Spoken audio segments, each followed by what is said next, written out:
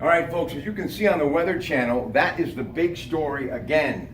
Irma, Category 4, racing its way to Florida. Here is the latest. There's actually been tornadoes spotted in Florida because of what is happening. Winds right now, tropical storm winds about 70 miles an hour sweeping up and down the coast of Florida.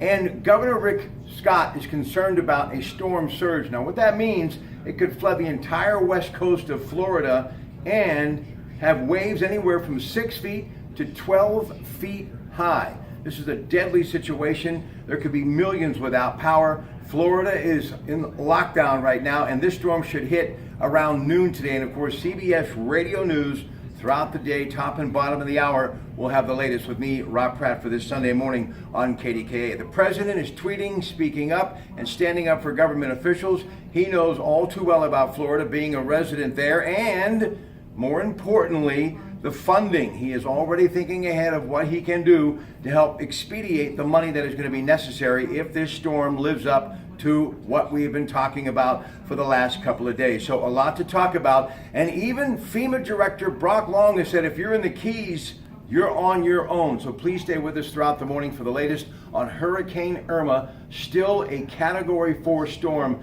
It is a story that has obviously become the big story, and this could be the biggest hurricane in Florida since 1960 when Hurricane Donna devastated that state. So we'll be following that throughout the morning. Now in sports news, the Pirates lost to the Cardinals as Molina and Carpenter homered. The final 4-3. Two teams again this afternoon, 2:15 at Busch Stadium. Ivan Nova gets the start. It was Trace McSorley's arm, 3 touchdowns that led Penn State to a 33-14 win over Pitt.